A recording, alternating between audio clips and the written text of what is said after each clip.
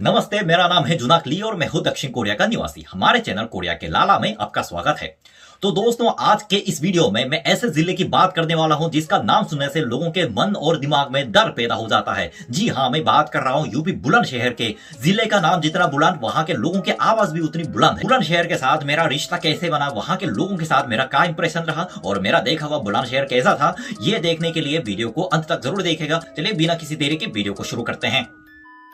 भारत देश के साथ मेरा पहला रिश्ता शुरू होता है सन 2016 में, क्योंकि 2016 के फरवरी में मैं पहली बार भारत की चरम भूमि पे उतरा था। और वैसे मैं घूमा दिल्ली में, लेकिन रहा गाजियाबाद में, क्योंकि मेरे दोस्त का घर गाजियाबाद में था। दिल्ली का पहला दिन था, पहली बार उस गड्डी के ड्राइवर से बात करने का मौका मिला। तो फिर मैंने उससे पूछा कि भाई तुम्हारा घर कहाँ है, तो उससे बोला कि बुलंदशहर से। बुलंदशहर मेरे को पहले पता भी नहीं था, बुलंदशहर ये क्या चीज है, मेरे को पता भी नहीं था कि बुलंदशहर नाम की कोई चीज इस दुनिया में एग्जिस्ट भी करती है। शायद टूरिस्ट के बीच में ज्यादा फेमस नहीं है, टूरिस्ट क्या, शायद भारतीयों के बीच में ही ये शहर थोड़ा ज्यादा फेमस नहीं है, लेकिन उनके उच्चारण सुन के मेरे को समझ में आ गया था, इनके एक्सेंट में ऐसी कुछ बात है जो इस जिले के लोगों को बाकी के लोगों से अलग बनाता है। वैसे भाई, हमने बुलंदशहर वालों के साथ गड्डी में बहुत किस्से रचे। उनकी गाड़ी में ड्राइव हर पल मेरे को मौत की याद दिलाता था। हर 5 सेकंड में मेरे को ये श्योर नहीं होती कि अगले 10 सेकंड तक मेरी शरीर में मेरी जान बची रहेगी कि नहीं, क्योंकि वो ऐसी गाड़ी चलाता। कभी कभार तो उसने ट्रैफिक जैम में उल्टी रास्ता गाड़ी निकाल के चल दी। तो फिर मैंने बोला कि भाई ये क्या कर रहे हो, तुम मौत के मुंह में काहे घुसे जा रहे हो। भाई ये गाजियाबाद का स्टाइल है, कुछ नहीं होगा, तुम टेंशन मत मारो और बिंदास बैठे रहो। बिंदास कैसे बैठते यार, बिंदास बैठने से 10 मिनट बाद में आसमान की कुर्सी पे बिंदास बैठ रहा होता। जो भी हो, जैसे आज तक सलमान खान के असली ड्राइवर का किसी को पता नहीं चला, मुझे भी आज तक उसके असली ड्राइविंग स्किल का पता नहीं चला, क्योंकि हर पल मुझे लगता है कि 5 सेकंड बाद कुछ बड़ा घटने वाला है, मेरी मौत होने वाली है, जबकि ऐसा कुछ हुआ नहीं। अच्छा हो कि उसने कभी एक्सीडेंट नहीं किया, लेकिन उसकी गड्डी में घूम के मेरे को ऐसा लगता था कि मेरी मौत एक्सीडेंट से नहीं बल्कि लोगों की कुटाई से भी हो सकती है। वैसे भारत आने से पहले मैंने 3 साल तक कोरिया में बॉलीवुड मूवी और कुछ यूट्यूब के सीरीज देख के हिंदी की कुछ गालियां सीखी थी। मुझे लगा कि मेरे को हिंदी की सारी गालियां आती है, लेकिन भाई उस बुलंदशहर वाले के मुंह से जो बात निकली, उन्होंने जो शब्द का अपने मुंह के द्वारा सृष्टि किया, इसको देखकर मेरे को ऐसा लगा कि मैं जिन शब्दों को गाली समझ रहा था वो एक्चुअली गाली है नहीं, बल्कि बहुत ही स्वीट लैंग्वेज है। वे ऐसे लोग हैं कि अपनी बातों से गोली चलाते हैं और आंखों से चिंगड़ी फड़काते हैं। उन्होंने गाली के आविष्कार में कोई कमी नहीं छोड़ी। भले मेरे को उनका उच्चारण समझ ना आए, इतना जरूर समझ में आ रहा था कि ये लोग हर 20 मिनट में 1-2 नए गाली का आविष्कार जरूर कर लेते हैं। फिर कोरिया वापस आया और वहां के मेरे भारतीय दोस्तों ने मेरे से और वह पूछा कि भाई वो तुमने दिल्ली में किसके साथ घुमा, दिल्ली में कहाँ घुमा। तो मैं बताता कि बारे में दिल्ली में बुलंदशहर वालों के साथ घुमा हूँ, 4 लौंडे थे, बड़े मस्त थे। फिर मेरे मुंह से बुलंदशहर का नाम सुनते ही लोगों का चेहरा फीका पड़ गया, पता नहीं क्यों। उस वजह पूछने पर उन्होंने ये बोल के बताने से इनकार कर दिया कि क्या बता भाई, कभी जाके तो देखो। फिर मैं बुलंदशहर को अपने नाम से भूल गया। लेकिन भाई क्या कोइंसिडेंस हुआ है मेरे साथ। सन 2018 में कोरिया में स्थित भारतीय एम्बेसी द्वारा आयोजित हिंदी प्रतियोगिता में मेरे को फर्स्ट प्राइज मिला, जो कि फ्री भारत का टिकट था। तो फिर मैं भारत को एक्सप्लोर करने के लिए जून में दिल्ली उतर गया। मेरी जिंदगी की सबसे बड़ी गलती थी। ऐसा लगा कि किसी ने मेरे को उठा के तंदूरी में सीधा टपका दिया है।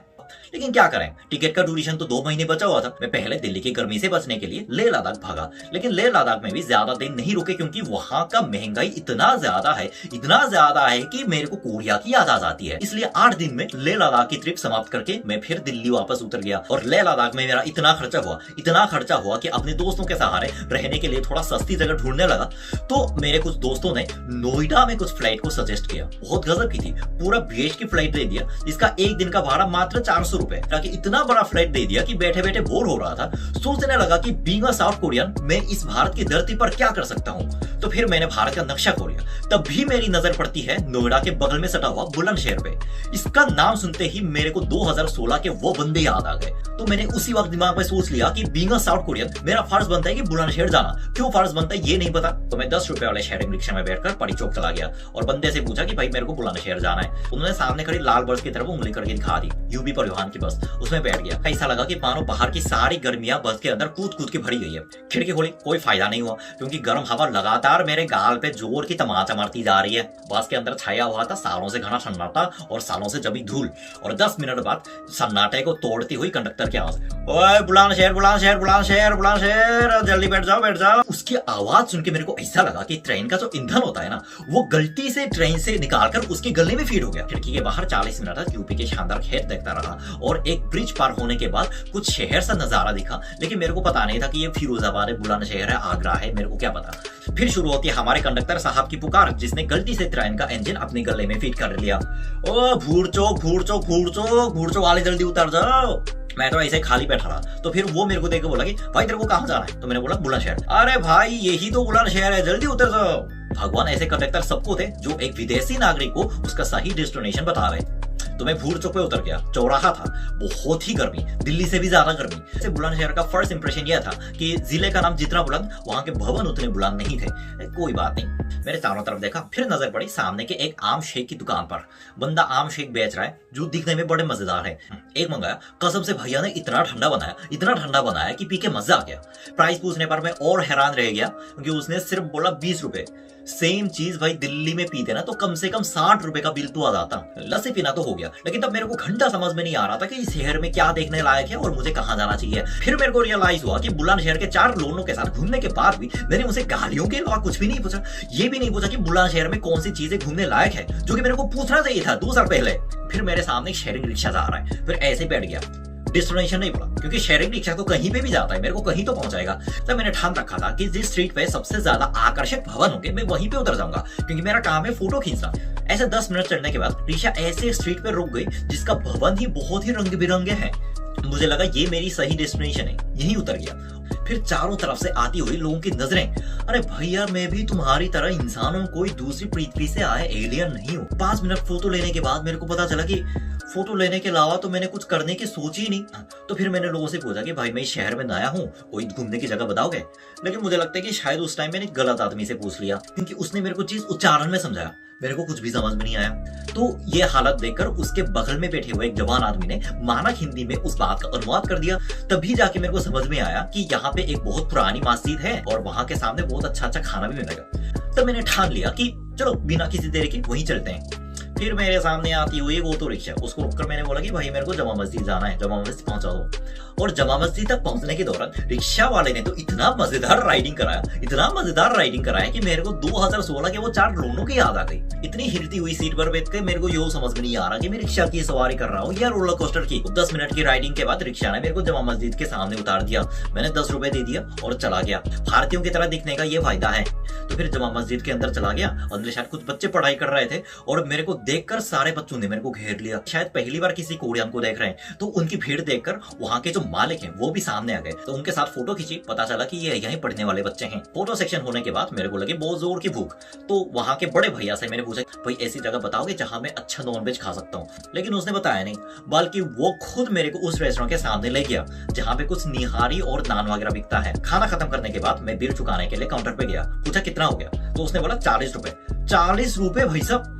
अरे ये सुन के तो हमारे होश उड़ गए कसम से। अगर सेम चीज मैं दिल्ली में खाता ना तो कम से कम 240 रुपए हो जाते। तो 40 रुपए लेकर मैं बाहर निकल गया। वैसे पेट और पॉकेट में एक कॉमन बात यह है कि दोनों भरा हुआ अच्छा लगता है। भरे हुए पेट के साथ सड़कों पे घूमने में मुझे मजा आ रहा था, लेकिन तब मेरे नाक को सूंघती हुई एक खुशबू। तो फिर कबाब वाले से पूछा कि एक सीख का कितना है? बोला 5 रुपए।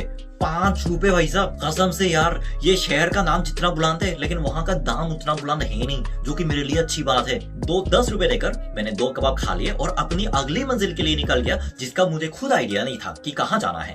ऐसे आधे घंटे तक आत्मा की तरह सड़कों पे घूमता रहा, फोटो खींचता रहा। फिर एक दुकानदार ने मेरे को देख के बोला, ओए, इशारा कर रहा है। तो फिर मैंने उसकी तरफ मुड़कर देखा कि अरे आप विदेशी से आए हैं, हमारी दुकान पे आइए। दुकानदार भैया ने मेरे को अपने आंगन पे बिठाया और सवाल जवाब करने लगे कि कहाँ से हो, साउथ कोरिया कहाँ है, और फिर वो बुलंदशहर घूमने का कारण। वैसे मुझे अच्छा लगा कि बाहर के आदमी को देखकर इतना बुलाते हैं, इतना बात करते हैं, जिससे हमें अकेलापन महसूस नहीं होता। ये चीजें हमारे देश साउथ कोरिया में जो कि देखने को भी नहीं मिलता, लेकिन बुलंदशहर की गलियों में ये चीज बची हुई है, जो कि देखकर मुझे बहुत ही अच्छा लगा। तो दुकानदार भैया से अपने मन की बात खत्म करके मैं निकल पड़ा अपने तीसरी मंजिल के लिए, जिसका मुझे खुद अंदाजा नहीं था। चलो अब नोएडा वापस चलते हैं, क्योंकि मुझे यहाँ पे 5 घंटे भी हो गए। इसलिए बस स्टेशन जाने के लिए मैंने जो ऑटो रिक्शा पकड़ी, लेकिन वो ऑटो रिक्शा चालक तो एकदम ही महान आदमी निकला। मेरे को देखकर पूछने लगा कि भाई साहब आप कहाँ से हो? तो फिर बोला मैं साउथ कोरिया के देश से हूँ, विदेशी है। तो बोला अरे विदेशी से आप हमारे बुलंदशहर घूमने आ गए? अरे बहुत ही अच्छी बात है। तो आपने फोटो खींचा, कहाँ कहाँ घूमे? तो फिर मैंने आधे घंटे पहले कही हुई मन की बात उस रिक्शा वाले वाले को फिर से बताई कि मैंने कहाँ कहाँ घुमा, जमा मस्जिद से किससे मिला और फिर कहाँ का निहारी खाया और फिर 2 कबाब भी खाए। और फिर उसके बाद उसने पूछा कि अरे भैया आपने तो सारी चीजें कर ली है लेकिन एक चीज आपने मिस कर दी। तो मैंने पूछा क्या? उसने मेरे को बोला कि काली चारा नाम की एक दुकान है जहाँ के लस्सी और ब्रेड पकौड़ा बड़े फेमस है। तो मैंने मन बदल लिया कि बस स्टेशन ना चलो और वहाँ के लस्सी पीते हुए चलो। और कभी कभार सड़क किनारे इतने सारे सुंदर भवन आ जाते हैं तो वो रिक्शा रोक कर कहता कि अरे भाई साहब अच्छा बिल्डिंग है, फोटो खींच लीजिए। क्या बंदा है भाई, भगवान ऐसा रिक्शा वाला सबको दे। फोटो खींचने तक उसने इंतजार किया और फिर मेरे बैठने के बाद वो चल दिया और उसने ठीक काली चरण की दुकान के सामने मेरे को उतार दिया और सिर्फ 10 रुपए लिया। फिर मेरा ये इंप्रेशन हुआ कि अरे भैया ये कैसा शहर है, सब लोग भले अपनी बातों से गोली चला रहे हैं लेकिन मेरी मदद कर रहे हैं। रिक्शा वाला भी हाँ एक लस्सी मंगाया और उन्होंने कुल्हाड़ के गिलास में लस्सी भरकर उसके ऊपर भरपूर किशमिश बना के दिए। उस लस्सी के 2 घूंटों से दिन भर की जो थकान थी वो सारी दूर हो गई। लस्सी पीने के बाद मैंने पक्का मन बना लिया कि अब तो नोएडा वापस चलते हैं। तो दुकान के सामने जो बंदा खड़ा है उससे मैंने पूछा कि भाई मेरे को बस स्टेशन जाना है, कहाँ मिलेगा? तो उसने कुछ बोला नहीं, बस उंगली करके दिखा दी। लगा कि गजब का एटीट्यूड है भाई। कोई बात नहीं, अगर यूपी वाला होके इतना भी एटीट्यूड ना हो तो यूपी वाला होने का क्या फायदा। तो फिर उसके बताए हुए इस इशारे के मुताबिक मैं बस स्टेशन पहुंच गया लेकिन वहां मेरे को बस नहीं मिली। 50 रुपए का ऐसे मिनी वैन होता है ना जिसको लोग बस नाम से बुलाते हैं जो कि बस है नहीं, उसमें बैठ गया। 40 मिनट बाद उसने मेरे को सही सलामत ग्रेटर नोएडा उतार दिया और मैं एकदम अलग दुनिया आ गया। मैं इस वीडियो के माध्यम से सिर्फ एक बात कहना चाहता हूं कि बुलंदशहर के लोग बहुत अच्छे हैं, उन्होंने मेरी बहुत मदद की। लेकिन अगर आप कमजोर दिल वाले हैं तो उनके साथ ड्राइव पे जाने से पहले 100 बार सोचिए। आज का मेरा वीडियो यहां समाप्त होता है। देखने के लिए बहुत बहुत धन्यवाद। तब तक मैं जुनाक ली आपसे अलविदा लेता हूं। सावधान रहिए, सतर्क रहिए। जय हिंद एंड जय साउथ कोरिया।